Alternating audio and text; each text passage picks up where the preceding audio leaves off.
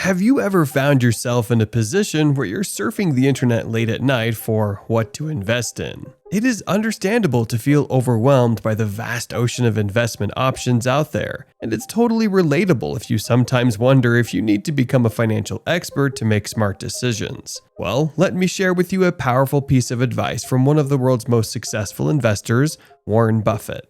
He will always say, you don't have to be an expert on every company or even many. You only have to be able to evaluate companies within your circle of competence. The size of that circle is not very important. Knowing its boundaries, however, is vital.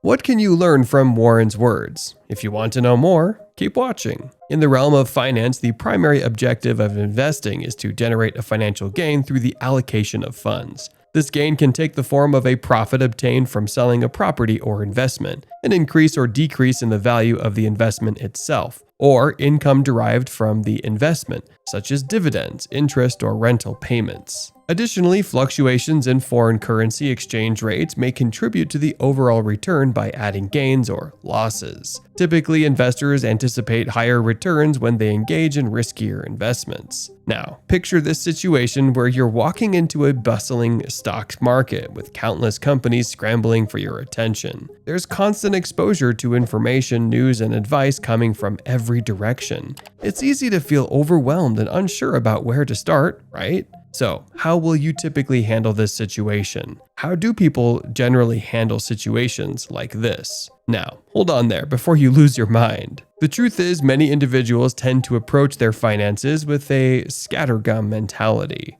They often follow the latest trends, whether it's getting caught up in the GameStop stock frenzy or investing in the newest cryptocurrency. When this happens, most of these people end up losing almost everything. And that's lesson 1, never jump on trends. Before we go on, let's meet Lauren Williams. She's a certified financial planner, CFP, and founder of Worth Winning based in Texas. In her many years of experience as working as a financial planner, Lauren has frequently encountered investors who blindly chase after popular stocks without understanding the underlying reasons behind their investment choices. In most cases, it's easier because they heard stories of someone who made a huge amount of money from buying a particular stock, or they simply heard about the stock from a friend, mentor, or someone they respect or trust. What tends to happen in these situations is that these clients lose all their money or most of it. So, when Lauren is giving advice to her clients, one of the very first things she tells them is to avoid taking investment recommendations from individuals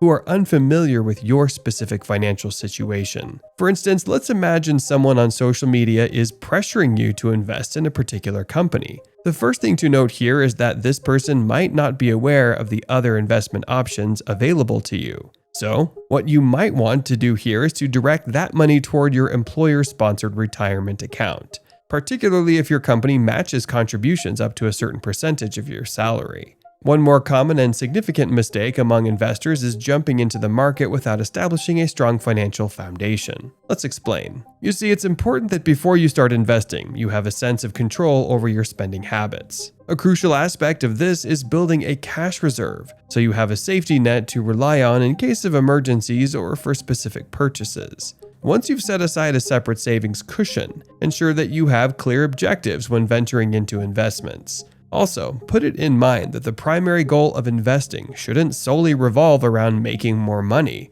Instead, people should view money as a tool to achieve their other objectives. This is a common mistake many people make and one you must avoid at all costs. Therefore, it's safe to say that investments without putting all of this into consideration is like throwing darts blindfolded, hoping to hit the bullseye. But if you truly want to succeed in the world of finance, then you'll need a clear understanding of your circle of competence, which is basically about recognizing your own strengths, expertise, and knowledge base. Now, here's the fun part. Imagine your circle of competence as a magical boundary that protects you from making ill-informed decisions. It's like having a force field that shields you from the noise and confusion of the financial world. Inside the circle, you have the power to make informed choices based on your knowledge and expertise. So, how can you define the boundaries of your circle of competence? Start by asking yourself a few key questions. What industries or sectors do you have a deep understanding of? What are your professional experiences and areas of expertise? What kind of businesses or investment opportunities align with your passions and interests? By answering these questions, you can begin to identify the companies, industries, or investment vehicles that fall within your circle of competence. This focused approach allows you to allocate your time and resources effectively, conducting thorough research and making sound investment decisions. But it doesn't end there. After you have finally invested, it is generally recommended to stay informed about the overall state of the economy. However, it's also important not to get excessively caught up in the extreme emotions of excitement or pessimism that often accompany it. The financial markets are constantly in motion, and attempting to keep up with every change in real time may lead to constant urges to monitor or modify your investments, even when it may be more beneficial to leave them untouched for the long term. Joe Lum, a certified financial planner and wealth advisor based in California at Intersect Capital, also advises investors against frequently tracking their performance, whether it's positive or negative. Despite the ease of accessing real-time information about your portfolio's progress, there's no rule that says it's imperative to do so. Sadly, even after all the valuable insights, advice, written books, conducted seminars, and guidance from experts all around the globe, people still find themselves struggling to achieve financial security. But what if there is a way to break free from this cycle? What if there is someone who could guide us toward financial success? Ladies and gentlemen, Warren Buffett. After all, you don't get to be called the Oracle of Omaha if you don't have divine wisdom when it comes to financial matters and issues. Make no mistake, this man is not like any of us, like your regular financial coach or influencer who doesn't have real experience about how the financial world works. Warren is also known as the Oracle of Omaha and has achieved God status in the financial world. Combine that with a net worth of over $100 billion, and you'd understand why the 92-year-old is revered in the financial world. Warren Buffett captivates countless devoted supporters who make an annual pilgrimage to Omaha, Nebraska, to attend Berkshire's yearly gathering, humorously referred to as the Woodstock of capitalism.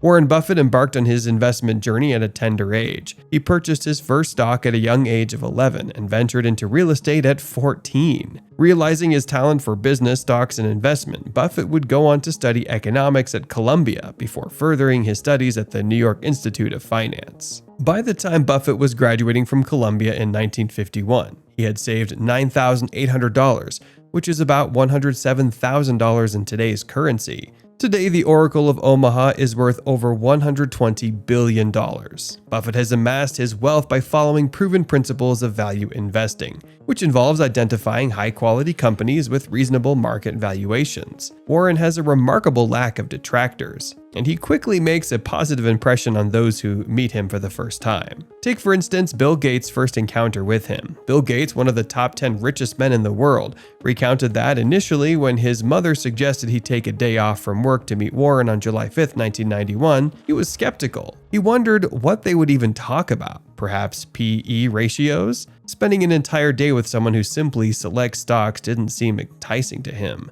However, when his mother mentioned that Kay Graham, a woman whom Gates greatly admired for her work, would also be attending, he changed his mind and decided to go. On that day, Bill Gates shared that Warren had introduced him to a fascinating analytical exercise. The exercise involves selecting a specific year, such as 1970, and analyzing the 10 companies with the highest market capitalization during that time. Bill Gates further explained that Warren then examines how these companies performed by comparing their progress until 1990. Bill Gates found the exercise inspiring and was pleased to have met Warren. Aside from the testimonies from people that have met him, Warren's speeches and quotes are always packed up with lots of knowledge that ignites a dying desire. He once mentioned that he shares the perspective that investing is akin to baseball, where there are no called strikes. In this analogy, strikes only occur if you swing and miss. Therefore, when you're actively involved in investing, it's not necessary to analyze every single opportunity or feel remorseful for not capitalizing on favorable ones.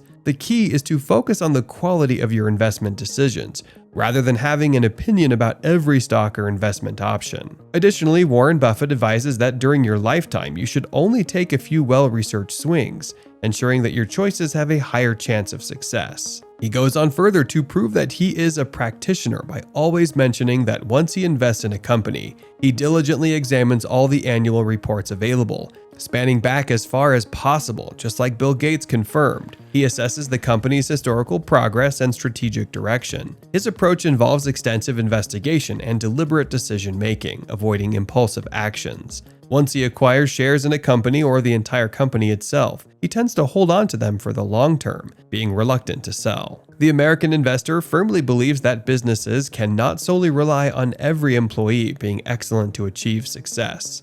Similarly, he doesn't think that having great people can compensate for fundamental issues within a business. According to him, even if good management is introduced into a fundamentally flawed business, the reputation of the business itself remains unchanged. In his view, a good business can be likened to a castle, and it requires constant consideration of whether the management is expanding or shrinking the protective moat around it. Truly exceptional businesses are rare and challenging to discover. They possess unique characteristics that create barriers, shielding them from intense competition. Warren possesses exceptional skills in identifying these distinctive franchises. Warren Buffett often says that planting a tree a long time ago allows someone to sit in the shade someday. This analogy emphasizes the importance of patience and time in both tree growth and smart investments. It encourages individuals to start early, exercise patience, and let their money grow. Don't tell me you're not taking notes yet. Another principle preached by Buffett is that if you're not willing to hold a stock for 10 years,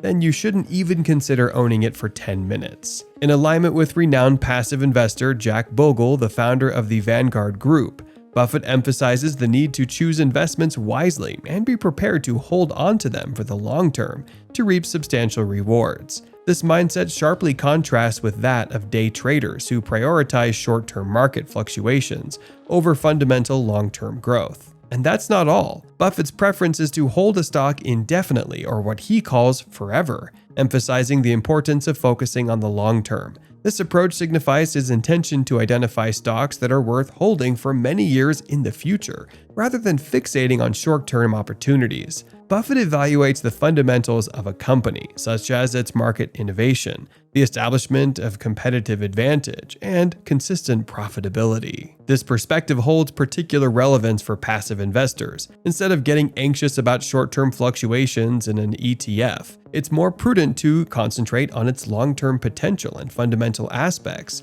such as diversification, expense ratio, liquidity, and tracking accuracy of its underlying index. However, it's important to note that Buffett does sell stocks once he purchases them. In the past, he has exited positions in 15 companies, including Pfizer, United Airlines, Costco Wholesale, and JP Morgan Chase. Additionally, he has reduced his investments in 22 other companies. So, to be clear, while Buffett's preferred holding period is forever, he sells stocks when he no longer believes in a company's fundamentals. The reason for selling differs from those who time the market, as Buffett's decision is based on changes in fundamentals, or to purchase a company with strong fundamentals, rather than reacting to short-term volatility. In Buffett's own words, all there is to investing is picking good stocks at good times and staying with them as long as they remain good companies. This statement encapsulates his approach to investing and the importance he places on selecting quality stocks and holding on to them as long as their underlying fundamentals remain strong. So before you make any move towards investment, remember, Warren Buffett didn't become successful by randomly investing in every company under the sun. He built his wealth by sticking to what he knew was best